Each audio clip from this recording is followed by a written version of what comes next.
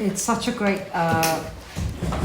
book, but it's a good part of the book. And I was thinking about, because Roz asked me which topic do I want to do. I love a topic. And I love showing on the steps, and I thought, actually, living the principles, actually, I'm 38 years clean.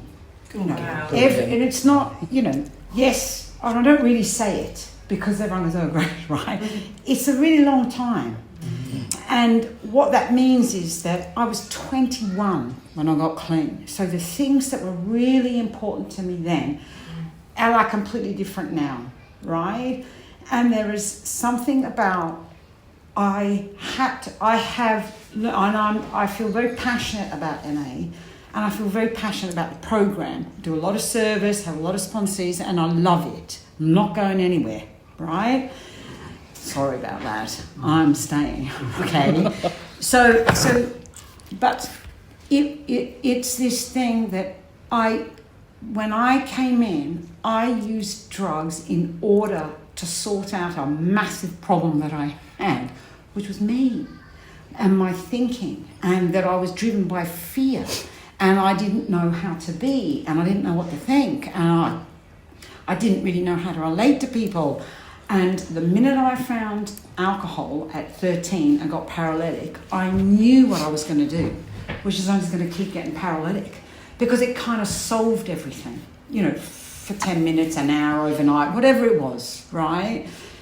And then by the time I came to NA, I was so fed up, and I was boring. I had no money. I had no friends. I was boring. And what I mean by boring is so disconnected from my own self and my own creativity and my own imagination and my own ideas, and that I was just like a bit empty. I was empty. Anyway, so I came to NA, and it was, my sponsor was 6 months clean, her sponsor was a year clean. There were 5 meetings in Melbourne. We had to graft, okay? But I couldn't really put myself into words.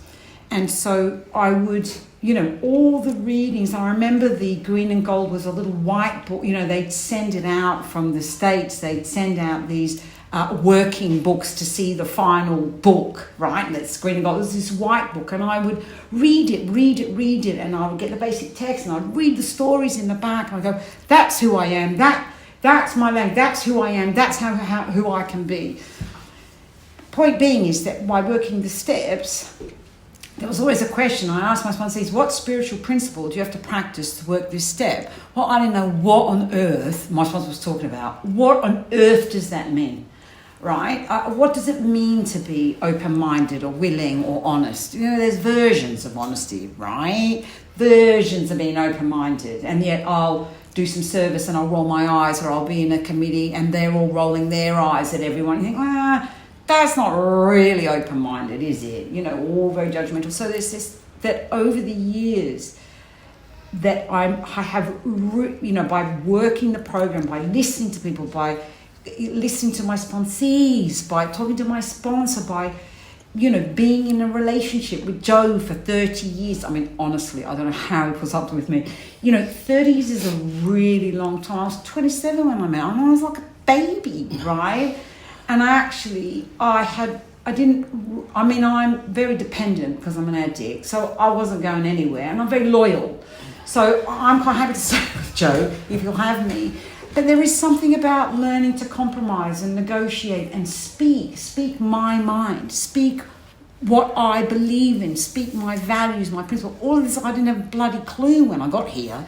I go, I just made it all up. Anyway, I just copied people. But so it was this sort of being in relationship. And there's actually a book called Stage 2 Recovery, which is all about relationships. It's brilliant. And I don't know why more people don't know about it. But it is, this sort of relationship with myself, this relationship to my environment, relationship to other people, and the steps, by really, really understanding what step 2 is, or step 1, or step 7, or whichever step, then I start really understanding what I need to be less fearful, and therefore have stop acting in all my shortcomings, basically. I mean, I don't really know what I'm saying. But I'm trying to sort of have a thread, this idea that over these years, every time I've done a step, it's like a different step, right? Every time I get to a step 8, I go, I've never had a problem writing a list because my sponsor, the first 4 steps, she said, everyone that's on your 4th step, your resentment list, is on your step 8 list. I'm like, what? Do I really owe all these? I mean, it was a long list. Mm-hmm. Do I really owe these people, an amends? She said, well, just put it down. That is your list. Your 4th step informs your step 8. It's not actually that hard. It's the sort of emotional and mental honesty required to let go, and just go, I owe everyone that I resent an amends. Because I've been really judgmental, I've been really selfish, I've been really self-centered, I've been acting in fear. I mean, it isn't, when people get really tied up in step 8, it frustrates me because I want to shake them and just go, you've already got your list. You've got, I don't get that frustrated. But, it is there, right? And so understanding why... you can see I'm trying to talk about the steps and what's behind the steps, right? So step 4 and all these resentments. If I'm resentful, I will think badly of you. I will roll my eyes. I will I want to get someone to agree with me that I think you're a bit of a loser or whatever, or you've said the wrong thing. But honestly, you're next to someone in an ASC and someone says something that you think is stupid and you go next to the person, stupid, right? And you go, yeah. I mean, what is that? That is not in the spirit of NA. It happens all the time, right? I've been doing a lot of service and right, okay. So this living the principles, right? It's in all the areas of my life. So there's family, right? And intimate relationships and friendships. There's work, right? There's NA, right? And there was another one. I can't remember. Anyway, there's like 4 areas, these areas of my life that I have to live the principles. It's really difficult. So, I've got 2 kids. One's just 6 months clean out of rehab. That was not a pretty journey, right? You can imagine from 15 he started dealing, right? I shouldn't really tell a bit about, 15 he starts dealing. By the time he's now 23, he's like a spring chicken, right? And he's 6 months clean, thank God, right? But we couldn't wake him up for 3 days. We could not wake him up. And he looked grey because I was a sort of heroin user, he looked grey and dead like we used to look like. And everyone on the street, when we're out in the middle of the night, off our tits, gouching out, grey. And in my house, under my roof. And all I could think was, this child is going to have an accidental overdose and I can't do it. That I'm not prepared to do, right? So I said to him when we finally woke him up, or he woke up after the 3rd days, get out, right? I'm not having you either get out. I don't care if you're homeless. I don't care if of course I care, but I'm powerless, right? You use like that and you go do it out there, but when you're in my house, you can't use like that, or you go to treatment. So we went to treatment. And that, we came to that after years of struggling with how do you manage the child that you love more than anything on the planet with their using. It's kind of hardcore. So, surrender. Step 2, don't be insane. Step 3, there is a high power. More the point, what was really important is that he has his own high power. He is not an extension of me. He does not think like me, nor does he want the things that I want. And he is a separate human being, and I need to love him and let him go. Oh my God. That... Joe and I used to talk about it all the time. Oh my God, we've got to let him go. We've got to let him go. He's separate. Honestly. And it was this live and let live. And I don't know about anyone, but that was one of the first slogans I saw when I came to NA. And it's hard. It's really hard, right? So that was and so the steps, these principles, I found them by working the steps. I didn't find them because you told me, or I read them in a book, because what it said in the reading was I had to act differently and I had to think, differently. Anyway, I got sort of emotional about that little experience with my youngest. But it is, and it's happening with my eldest. He's 25, he's still at home, he's not earning any money.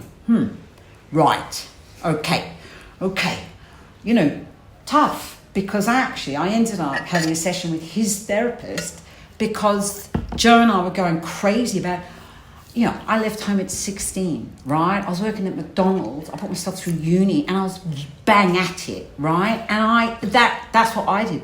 This is not my child's life. My child is 25 and he lives in London. He's not earning any money. Not because he can't, because he's lost, whatever it is, right? So Joe and I are thinking, poor old Joe. But, we're thinking, do I want to be a conditional parent? Right. If you think the way I think, you do what I say, then I'll be very happy with you, right? I'll be really happy with you, and that means I won't have any feelings at all, other than, oh my God, I can control everything. Brilliant. Kids are doing exactly what I want. Why didn't they go to a more academic school and be lawyers or doctors or this or that, right? As if they were going to, coming from us, honestly, right? They both did music. Of course they did music, and it's brilliant, and I love it. But when faced with powerlessness over someone, someone that it feels like an extension of you, oh my goodness, living the principles, it is a whole other thing. So his therapist said, do you really want to be conditional parents? And Joe and I were just like, eek. Good question. We don't. So we let go, we stop with the nonsense. You should be doing this, you're such a disappointment. Oh my God, why don't you do that? On and on his back. What, that's going to build his self-esteem? No, but it makes me feel that maybe I'll get some control. I mean, honestly. Or I can force something to change. So that's been in the driving seat, and I had to get out. So, with the kids, with the family, living the principles, oh my goodness, right? But, work.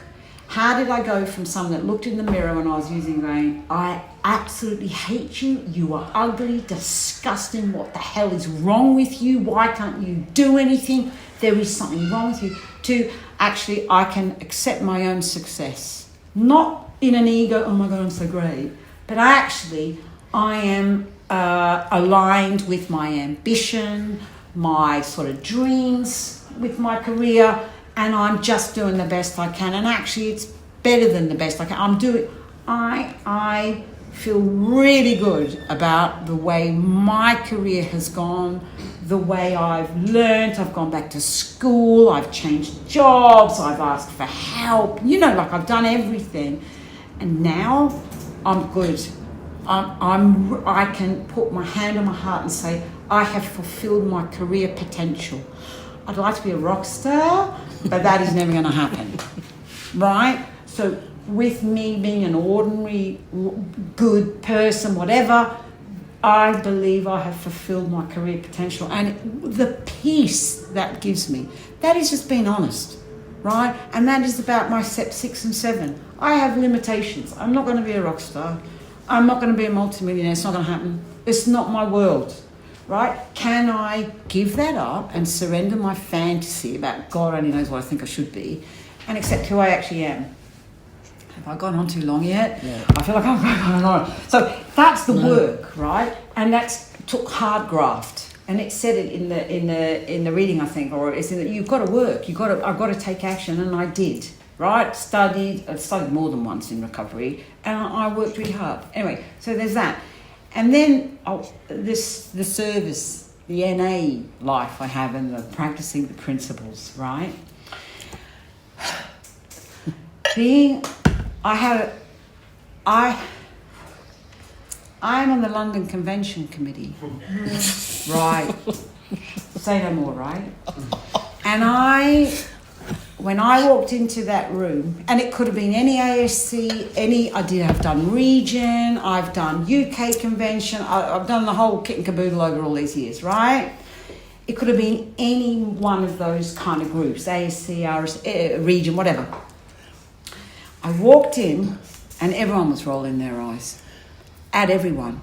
Every time someone spoke, there was, right?